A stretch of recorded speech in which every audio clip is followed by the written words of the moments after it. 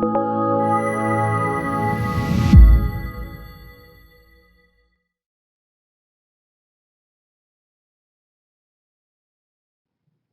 I'm Jacob Hornberger, president of the Future of Freedom Foundation, and this is this week's issue of the Libertarian Angle. I'm joined by my co-host, Richard Ebeling, who teaches economics at the Citadel. Richard, welcome back to our Libertarian Angle, another round.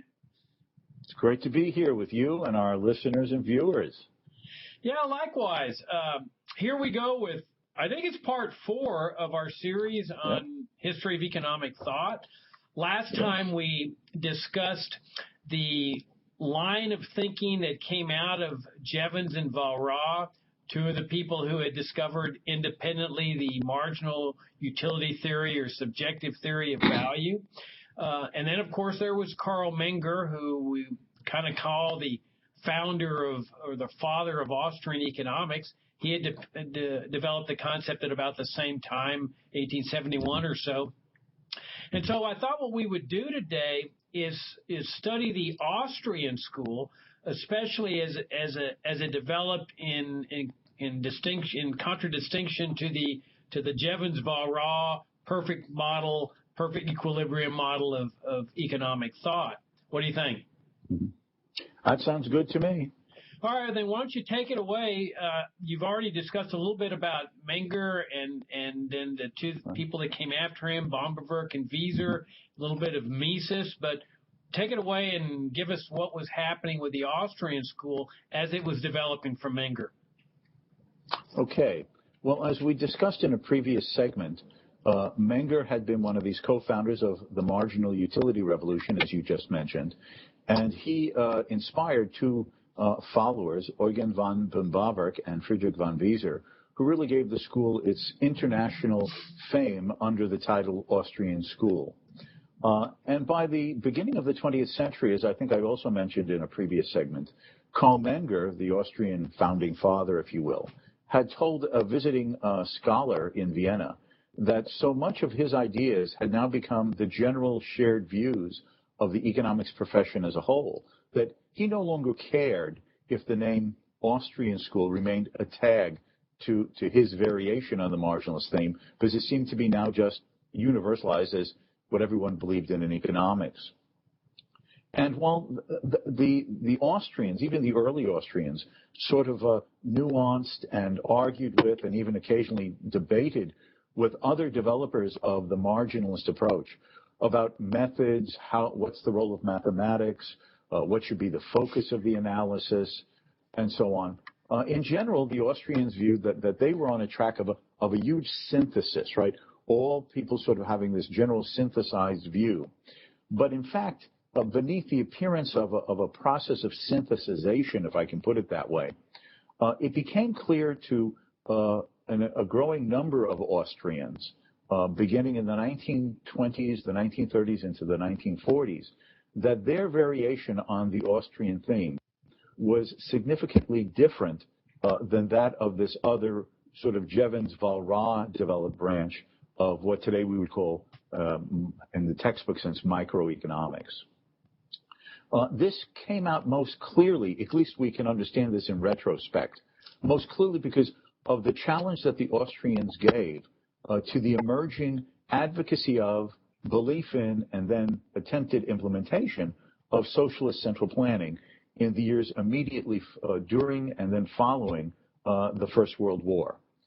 If I can take a moment to put this in context, there had been advocates of socialism, obviously long before the First World War began in 1914.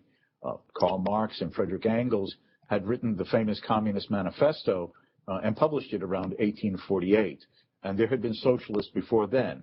And by the last decades of the 19th century, there was a huge momentum of a growing political movement for socialism. The German Social Democratic Party, what was emerging as the British Labour Party, and the equivalent one in France and a number of other countries, including Italy, for instance. And before the First World War, strangely, in the eyes of some, one of the leading advocates of the Italian socialist movement was Benito Mussolini, who, of course, became the founder of fascism after the First World War. But anyway, but the case for socialism had been basically a theoretical one. Yes, particularly in Imperial Germany and a few other places, there had been selected industries that had been nationalized, that is, taken over and run by the government. But in that era before the First World War, these were in many ways sort of narrowly islands of government-controlled industry in an ocean of what was relatively and generally free market competitive capitalist systems.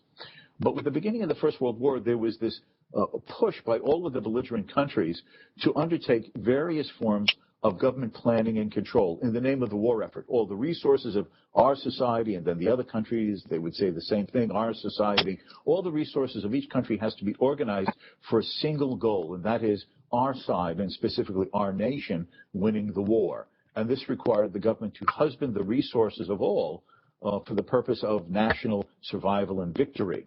So in some countries, industries were nationalized. That is, the government directly took them over. In many instances, the industries were not nationalized, but they were placed under heavy-handed government control and regulation in terms of prices and production, guided by government edict. Also, production, labor allocation, resource use was all focused upon war material and accompanying and complementary needed activities. Again, retrospectively, we can see that this trend then culminated with the coming of the Bolshevik Revolution in Imperial Russia. Well, it was then not really Imperial Russia. The Tsar had abdicated and it was sort of a left democratic government. But in November of 1917, Lenin and the Bolsheviks undertook a coup d'etat, took over the country. And then in the midst of a 3-year civil war between the communists and the anti-communists in Russia, Lenin declared that the mechanism by which they would marshal the resources of those parts of Russia already under their control for defeating the anti-communist armies, as well as leaping into the socialist future that had been promised, was a system called war communism. Means of production were comprehensively nationalized. Agriculture was collectivized by the state. Wages and prices in the traditional market sense were abolished. They attempted to do away with wage slavery by undertaking a huge hyper-money inflation to destroy the value of any medium of exchange in those parts of Russia that they controlled. Abolish money, and you've done away with prices and wages. Now, and then immediately after the First World War, as this is going on in Russia, socialist parties come to power in Western and Central Europe. The leading one being that with the collapse of Germany and the abdication of the German emperor, the Kaiser Wilhelm II, there was established a Republic of Germany, what was known as the Weimar Republic, because the Constitution was written up in the city of Weimar outside of, not far from Berlin. But anyway, but it was a left socialist government dominated predominantly by the Social Democrats. Now was to come their chance. They were going to nationalize industry as well and introduce socialist planning. It seemed that revolutionary communism in Russia with Lenin, quote, democratic socialism in the heart of Europe, in a post-war Germany, the rise of the challenge of the Labour Party in Great Britain. This was all suggesting that the twilight of capitalism had come and the rise of socialism was just ahead. Now, in the midst of this, in 1920, the Austrian economist Ludwig von Mises wrote an article in German, obviously originally, called Economic Calculation in the Socialist Commonwealth, which he then extended and expanded into a full-length critique of all facets of socialism in 1922 in a book that in English, again, is called Socialism, an Economic and Sociological Analysis. The core part for our purposes was his economic critique of the ability of socialist planning. He basically says, to express it this way, he says, okay, Mr. Socialist, you've now nationalized the means of production. You've ended capitalism. There are no longer private markets, competitive exchanges, resources being bought and sold. You are the monopoly owner and producer and allocator of everything. How do you know how to best and most efficiently and therefore rationally use the scarce resources of your new socialist economy to serve the ends of the needs of the people whom you say you've come to power to improve their circumstances, their economic circumstances? Because Mises said, under capitalism, we have economic rationality. It's provided by market prices. People buy and sell, and in the consumer markets, when people buy and sell, prices are formed, and that informs all sellers in the market what it is consumers want and how much they demand them and the value they place on the goods. The prices express that valuation for each and every good. And on the other side, in the private markets for factors of production, land, labor, and capital, entrepreneurs compete in a rivalrous fashion to hire labor, purchase machinery, rent or buy land, acquire in the marketplace resources and raw materials, and their bidding against each other forms the prices of the factors of production: wages of labor, rent of land, the interest cost of borrowing financial capital, the prices of resources and raw material, etc. And then these prices again serve as a valuational tool for what Mises called economic calculation, the ability in value terms to compare and contrast the relative profitabilities of alternative lines of production and which combination of many different and diverse resources would involve, in value terms, their least cost. Would using a lot of labor and a little bit of machinery capital be less costly than investing in labor-saving capital and economizing on the amount of labor you use? In physical terms, you can't make any value judgment, but the prices tell you which combination of them, of buying or hiring labor and machines in these different combinations, would minimize your monetary outlay. And therefore, you're rationally getting the most that you can with the least excessive use of the resources. And that gives rationality, the prices of the finished goods and the price of the factor of production, to compare revenues with costs, relative profitabilities or losses, the least cost methods of production. And Mises said that if this is the case, how will a socialist economy rationally guide the economic affairs of society? If there's no private property, there's nothing to buy and sell. If there's nothing to buy and sell, people have no incentives to make bids and offers. If there are no bids and offers, there's no higgling and haggling in the marketplace. If there's no higgling and haggling in the marketplace for either finished goods or the factors of production, then there are no agreed upon terms of trade. If there are no agreed upon terms of trade, how do we know what anything is worth as finished goods or factors of production as expressed in their market prices? We have no way, therefore, to determine what is more efficient, less efficient, what is profitable, which is in greater demand relative to the expenses. In other words, we are without an economic compass to direct the economic affairs of the society. Or as Mises later explained the problem in the title of one of his later smaller books, what you're creating is not a horn of plenty to improve the conditions of the masses, but because of your lack of economic calculation for rationality of resource use, you're generating what will amount to economic planned chaos. Now, this was a devastating critique. On the one hand, many socialists tried to, just in their usual fashion, say that he's just an apologist for capitalism. He doesn't understand how things will be done under a true socialist economy because as an apologist for capitalism, he can't get into the right revolutionary mindset. But at the end of the day, in the late 20s and the early 30s and in mid-30s, the more intelligent and thoughtful and reasoning socialists said, you know, Mises has a right idea here.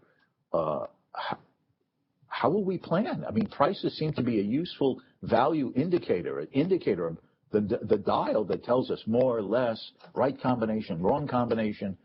And they began to come up with this idea of market socialism, which culminated in a book by a Polish economist named Oskar Langa called The Economic Theory of Socialism, which came out in 1937-38.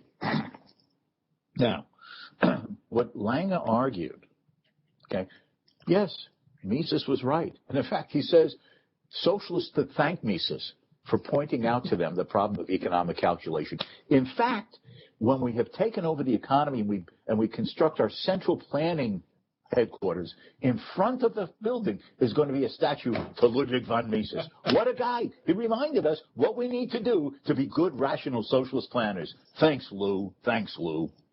Of course, total sarcasm here, right? Like, yeah, thanks, Lou. Go away. Anyway, so how did Langa say socialism would be possible? Well, the government would own, ultimately, the resources and raw materials of the economy. But he said that we can appoint socialist factory managers. The manager of the factories that make shoes, the managers of the factories that make hats, the managers of the factories that make eyeglasses, et cetera, et cetera. And we would tell them, we want you to play as if you're a capitalist manager of an enterprise. And what we are going to do, the Central Planning Agency, we're going to set up a set of prices to tell you what is the value of the output that you're going to produce, and the prices for the factors of production. And you're going to play at capitalism by trying to buy or sell the factors of production that may be under your assigned allocational responsibility against other enterprises, and then having purchased them at supposedly government originally set prices for the factors of production, pick the combinations that seem least costly, and then produce the goods given the prices we've set for the final output. Market socialism, then play it, and we could know how to set prices and successfully and efficiently adjust prices or reallocate things because we have this model called perfect competition. And in fact, he says that explicitly in this article of his. We know what the most efficient and rational allocational pattern of the economy would be, of the perfect competition model. Prices equal costs of production. Resources are applied to the most highly valued uses as expressed in the prices that we'll experiment with, raising here, lowering there, until we get them right for all of the government socialist enterprise managers. My gosh, we combine microeconomic theory with socialism, and we can have it without capitalist exploitation, without the antagonism between the workers and the owners, and any profits will not go into that these state enterprises earn in making their decisions, will not go into the hands of the greedy capitalists so they can build their private mansions, but the profits will accrue as income to the socialist government itself, and that will be the surplus fund to build the hospitals, better roads, schools for the little kiddies, so the best of both worlds. Now, how are they going to respond to this? Now, Mises himself wrote a few replies, including his own responses several years later in his famous book, Human Action, his comprehensive treatise on economics, on how it would be impossible for socialist planners and socialist factory managers to really play as if they're real capitalists. But especially important, profound, complementary critique of socialism in this context was made by Mises's colleague and longtime friend, and that was the Austrian economist Friedrich A. Hayek. And in this challenge from people like Oscar Langa, Hayek in particular realized how essentially different the way the Austrians from the time of Menger had been thinking about economics, the real world, and the market process. See, all of them assumed, unlike the perfect competition model, people don't have perfect knowledge. Errors and mistakes are occurred. Markets are never in perfect equilibrium. There's always processes, adjustments. People have to discover things. People have to adapt to new circumstances. The world is not in a perfect equilibrium. In fact, the very nature and purpose of the market and its institutions is to create the knowledge and the incentives for people to discover errors or opportunities and to be constantly adapting and adjusting in a changing world to at least be moving closer in the direction in which markets would be more and better coordinated, even though in a changing world, the perfect targets of absolute coordinated equilibrium might never exist at any moment in time or over any period of time. So he realized that they were using this unrealistic model that was becoming the benchmark in increasingly mainstream microeconomics. So then what did Hayek do? He mulled this over, and in two particular articles that I want to at least take our limited time to focus on, he ultimately challenged the theoretical edifice of emerging mainstream economics as the response to market socialists who believed that using that framework, they could have that best of both worlds, playing at markets but have socialism. Hayek first did this in his 1945 article, The Use of Knowledge in Society. Hayek said in this article, matching the division of labor is a division of knowledge. And we all sort of commonsensically know that. The butcher, the baker, the candlestick maker, each knows how to do something that the other does, and as a specialization. But he said, more importantly, knowledge as divided and specialized is more subtle and deeper than that.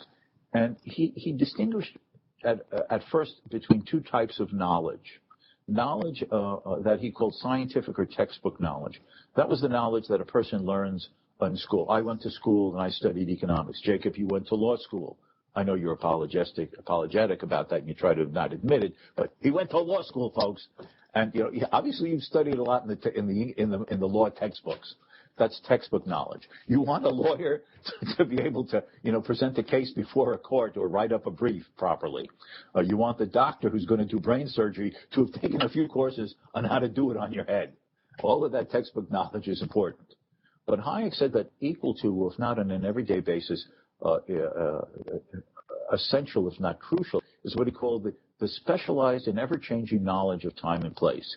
The knowledge that people only learn on the spot in the situation of doing and interacting with people, resources, events, market circumstances.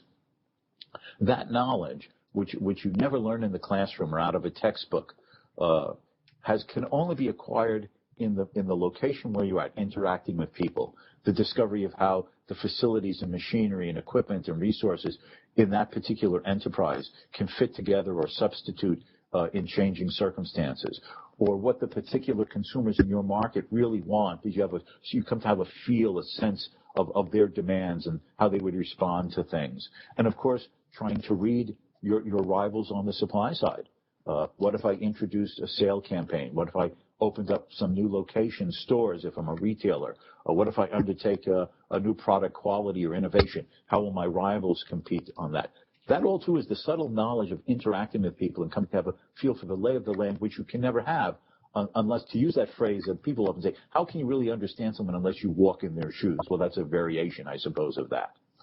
And then Hayek came to emphasize one other type of knowledge, and that is what he called tacit or inarticulate knowledge, a concept that he really adopted from a friend of his, a philosopher of science and a chemist named Michael Polanyi. And the idea here is there's many subtle and everyday types of knowledge that we use. We know when to use it, how to use it, where to use it, with what purpose. But it's very difficult, and in some cases impossible, if not difficult, to put into a written or spoken form of words. But this knowledge is crucial of everyday activities that to go on. Now, Hayek said, given that we have these different layered types of knowledge, textbook, scientific knowledge, the ever-changing and particular knowledge of the time and place in which each person in the division of labor is interacting and only understands the nuances of that location and circumstance and situation, and then the inarticulate knowledge that people know how to use, but how do you even share it with others? And part of it is also specialized in where you are and what you're doing in the corner of the market. How can any and all of that knowledge be really sent upwards to the central planning agency for them to integrate, coordinate, and use it to make an overarching central plan to then give directions to people and still use all of the relevant knowledge that exists in society without the loss of not only some of that knowledge, but some of its richness. And, in fact, often being too late, in the sense you either use the knowledge you possess in these layered and nuanced and different ways in the changing circumstances of sometimes every day, or by the time the planning agency tries to use the knowledge you've passed up to them and then tell you how to adapt or change, the time has passed. It's no longer relevant. So Hayek's argument is that either people are allowed to use the knowledge that is unique and special to them in each corner of their market, or the knowledge that exists in society, dispersed, decentralized, spread out among all the minds of the world, cannot be effectively utilized and integrated and coordinated for the mutual benefit of all of us. Well, how is the knowledge to be coordinated? And Hayek said that's the price system. It's a telecommunication system in which, like in a reduced form, we don't need to know the subtleties and purposes and nuances of all the other people in the market with whom we might interact or be interdependent. It is sufficient that we communicate with each other through these market prices. The complement of this, Jacob, was that just a few years later, 1946, 47, he wrote an article called The Meaning of Competition, in which he directly challenged the assumptions of that neoclassical perfect competition model. he pointed out that the very things that are used in this model, which we talked about last time, that everybody is a price taker, they're too small to influence or change the price, is not how the real world works. In fact, the very notion of competition as an activity, as in a doing, is people coming into the market and attempting to find ways to make not only better products, but less expensive products, and precisely to try to capture consumer business, larger market shares, by offering it at lower prices.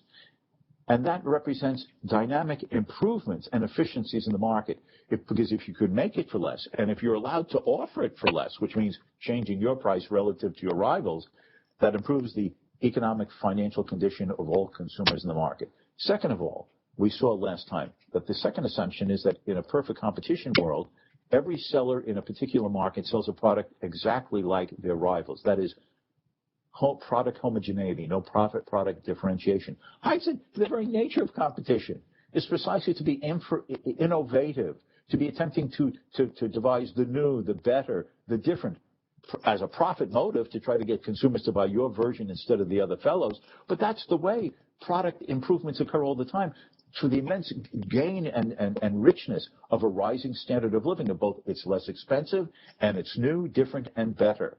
And finally, agents don't have perfect knowledge, which again was one of those starting assumptions of the perfect competition model.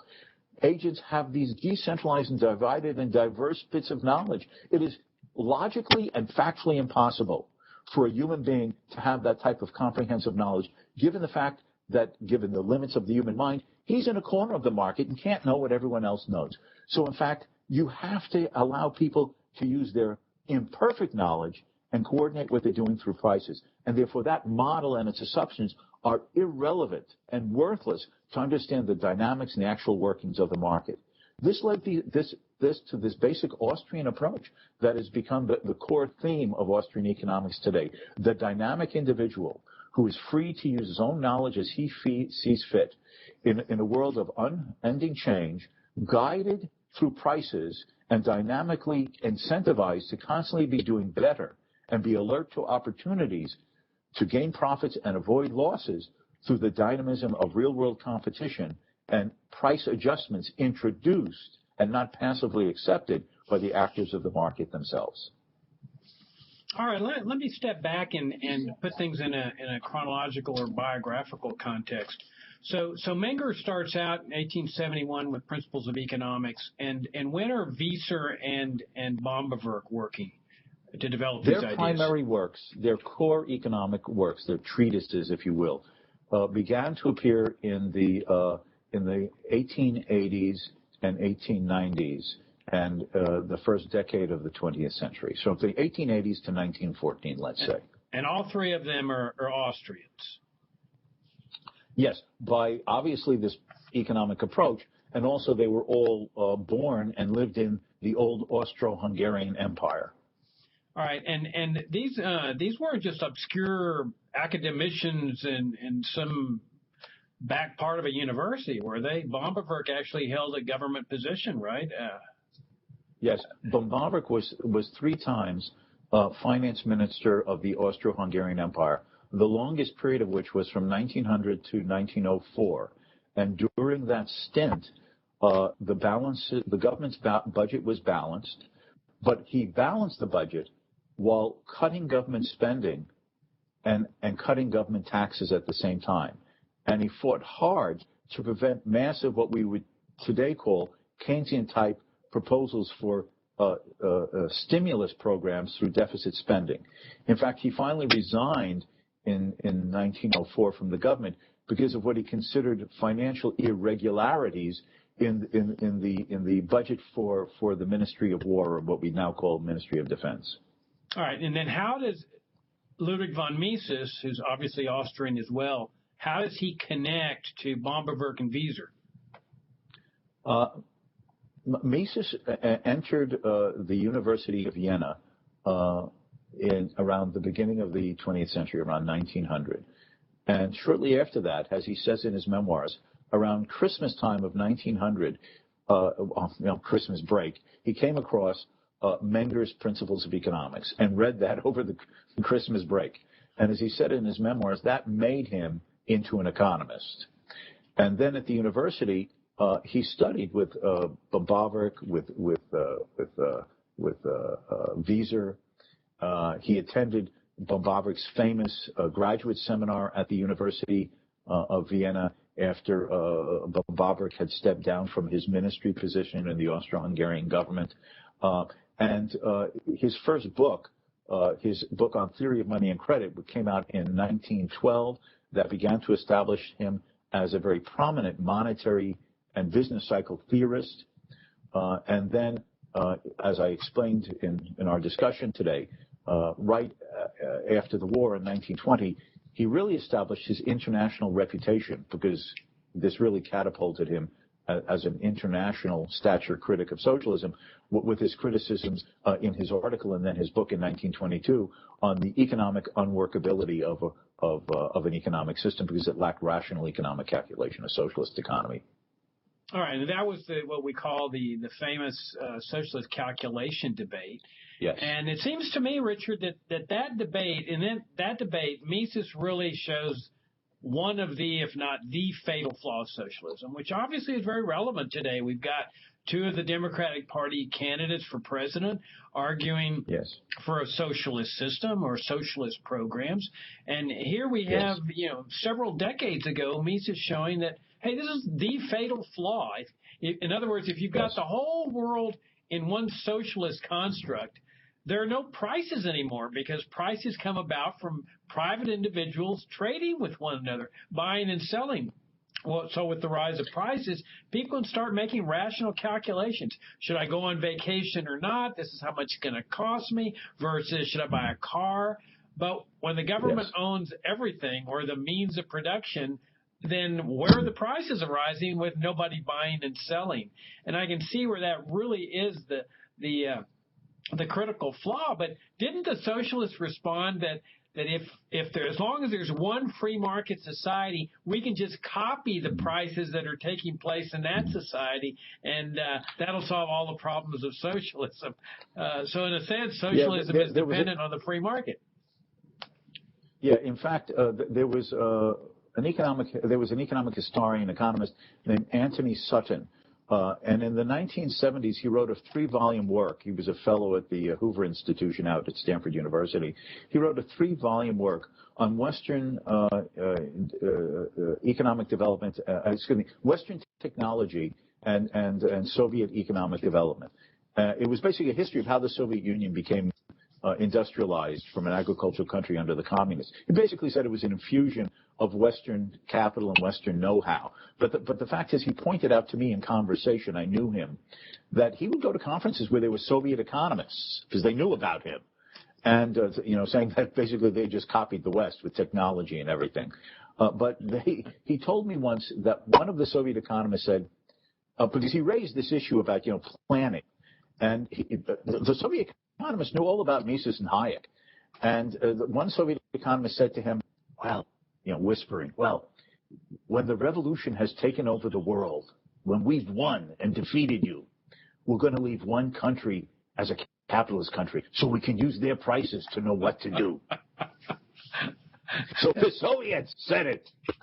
Yeah, it pretty much says it all. And then, and that was a great exposition of Hayek's contribution to this, because Hayek builds on the price system, which can arise only within a private market economy in which people are exchanging, selling, buying, but they're basing all their decisions on their particular information, their knowledge at their particular time and space, which is a totally eradicated under a socialist system, right?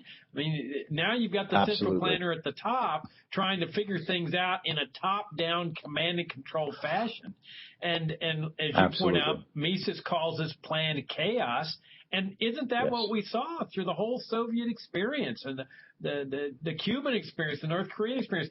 Just massive chaos, shortages. We see it here, Richard, with immigration, which is really just central planning in the immigration field. Huge distortions. The drug war, central planning on the use of people using drugs in society. All across the board. Education is essentially central planning, either at a state level or local level. You've got all the chaos that Mises and Hayek were talking about. Absolutely. They're just variations on the general theme that if we want an effective and efficient economic system, separate from, of course, the separate value issue, do we value the right of the individual to have the freedom to live his life as he chooses, as he wants? Just sort of stepping aside and think of it in, efficiency or utilitarian terms. Will it work, Wilbur? There is no substitute for a functioning and open market economy, so people have the latitude and liberty to use the knowledge that they only possess and to have the motives through the profit motive and to be guided by prices to effectively do so. On that note, Richard, we're out of time and we'll need to wrap it up. We still have to cover Keynesianism and where that fits into all this. Yes. The Friedman School, Milton Friedman, Absolutely. which is really not an Austrian, yes. but still free market. And then the macro yes. view, take a look at that. So we'll do that in future segments. Enjoyed it again, Absolutely. Richard, as always. Until next time. Yeah, and we'll see you all next week. Thanks so much for tuning in.